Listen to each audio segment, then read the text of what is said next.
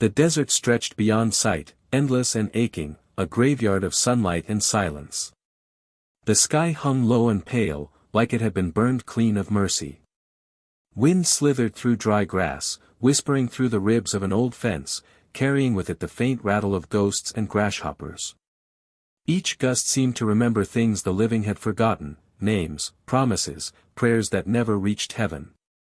The land was not dead, but it was tired the way a man gets after burying too much. Mesquite trees clawed at the horizon like broken hands, and the riverbeds were only scars now, pale veins of dust where water once moved like breath.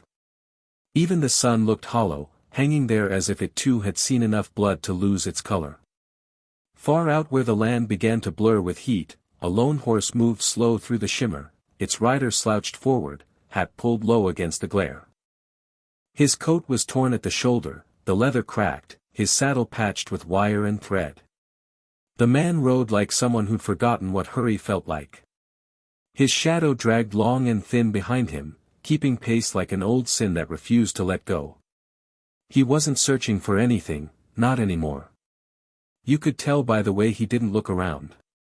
The kind of stillness that clung to him wasn't peace, it was surrender. Somewhere behind him lay the war, the ranch, the woman who never waited. Somewhere ahead was just more of the same, dust, distance, and the slow grind of another day. The wind came again, hard this time, full of grit that bit at his skin.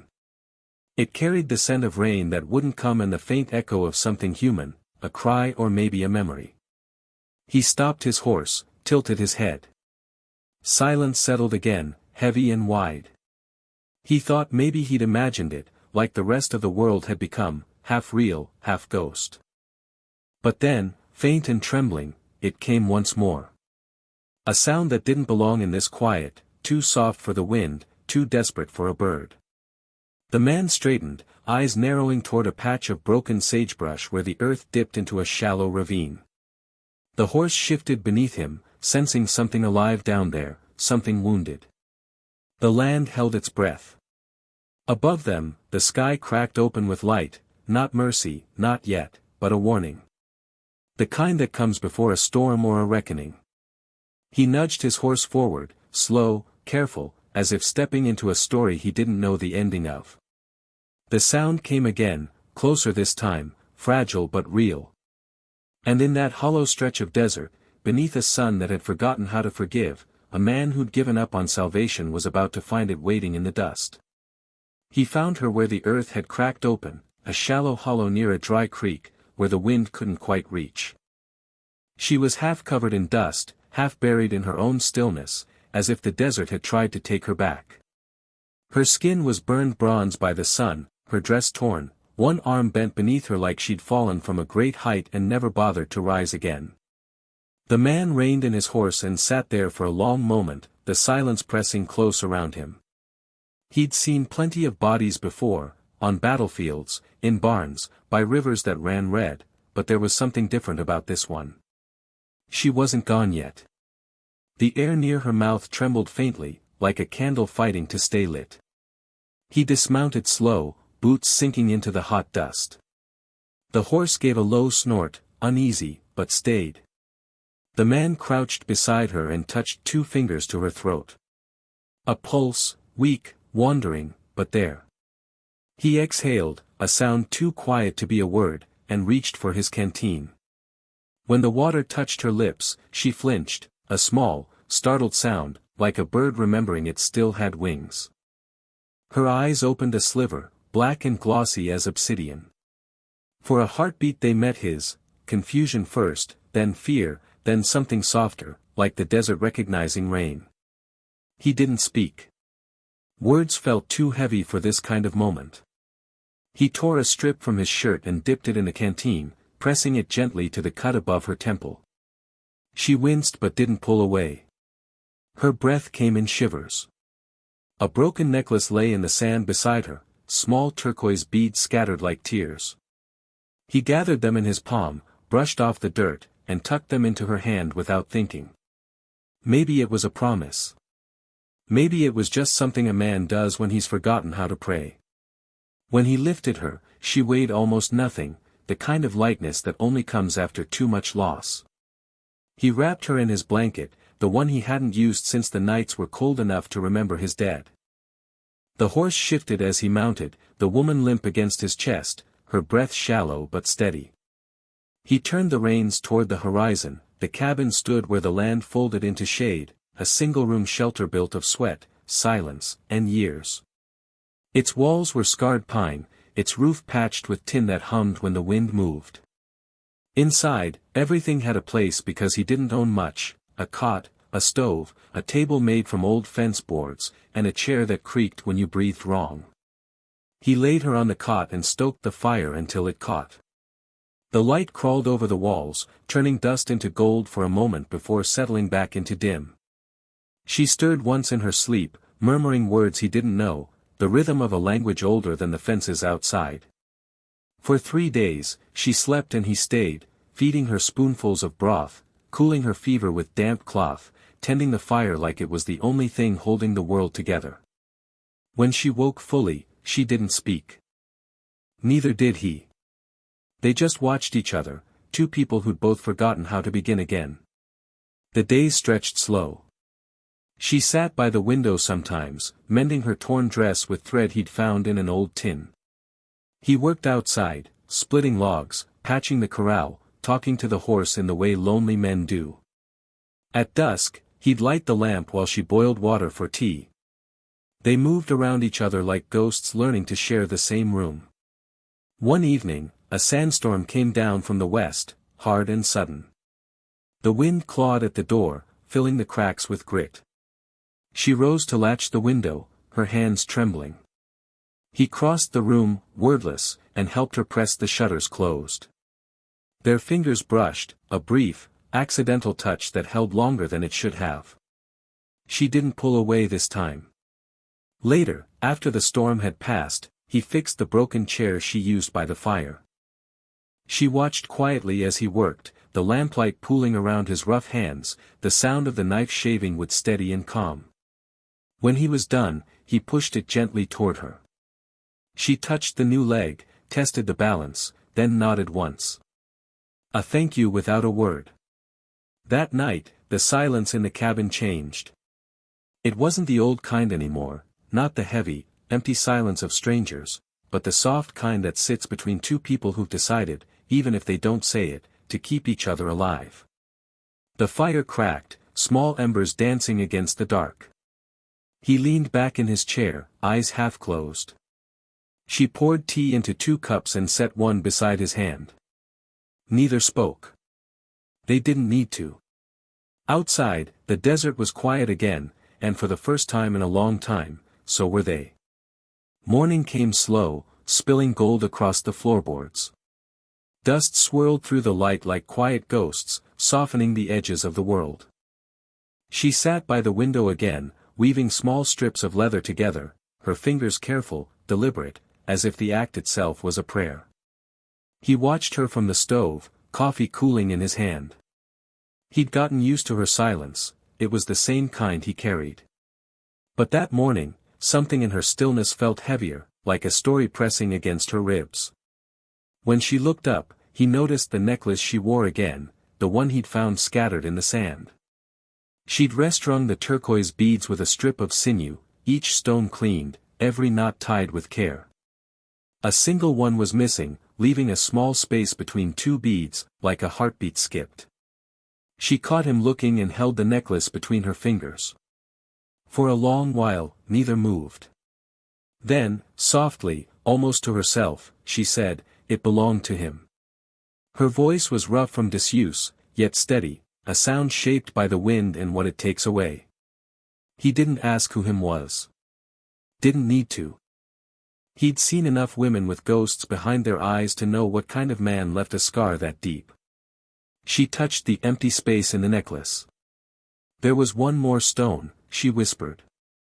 "I buried it with him." He nodded once, the kind of nod that says I understand, without claiming to. The silence between them thickened, not uncomfortable, just full. Later that day, while she mended the horse's saddle, she saw the mark on his shoulder where the fabric always tore. It wasn't just an old wound, it was a bullet scar, clean through. She brushed her hand over it, lightly, like testing if pain still lived there. He froze, not from the touch, but from memory.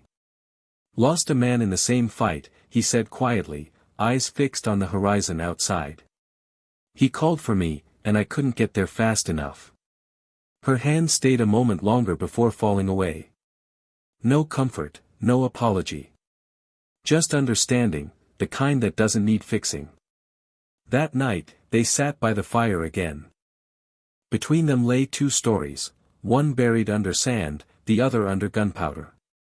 Different wounds, same silence. She laid her necklace on the table, he set his old revolver beside it. Two objects, two lives, each a promise that neither wanted but both had kept too long. The fire popped, sending sparks upward like tiny prayers that forgot their words halfway to heaven. For the first time, when their eyes met, it wasn't pity that passed between them, it was recognition. The quiet kind that says, we've both bled the same color. The peace broke on a windless afternoon, the kind where sound travels too far and the world feels like it's holding its breath. He was fixing the gate when he saw them first, 3 riders on the far ridge, black against the sky, their dust trails cutting long and sure across the land. He didn't move right away.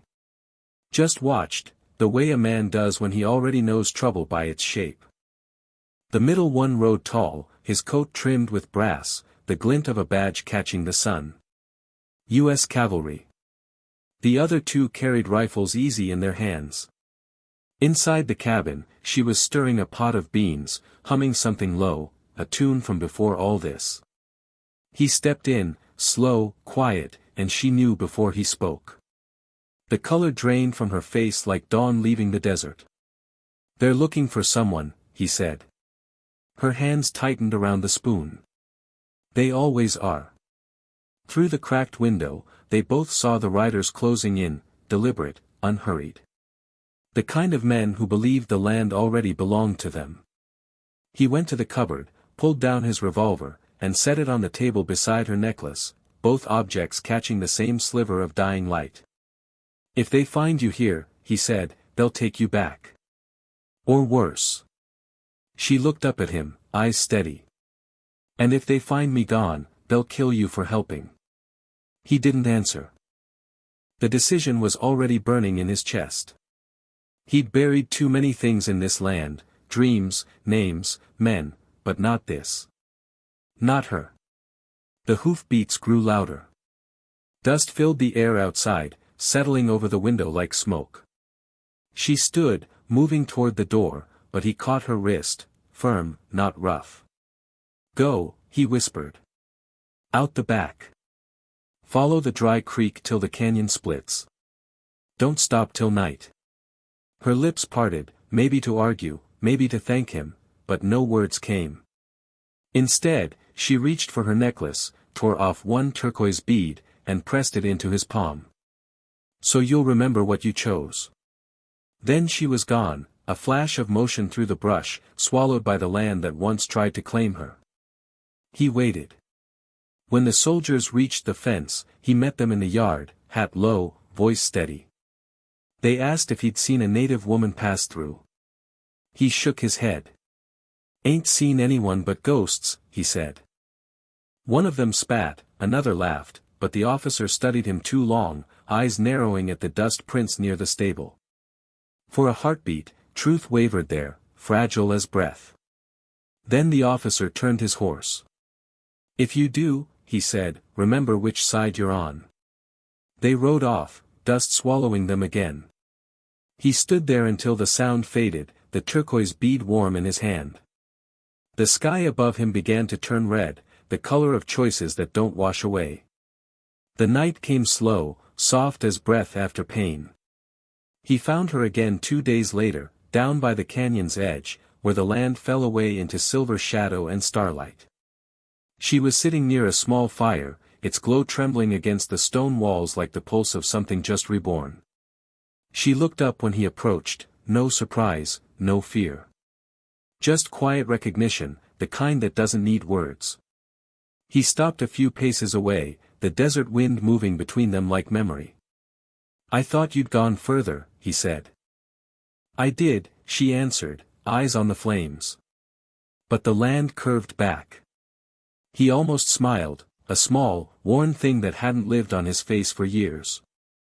He knelt beside the fire, setting his saddlebag down. From it, he pulled a small object, the chair leg he'd carved for her weeks ago, smoothed and shaped now into something new, a small wooden horse, rough but careful, its form simple and honest. He placed it beside her. Didn't have turquoise, he said quietly, but I had this.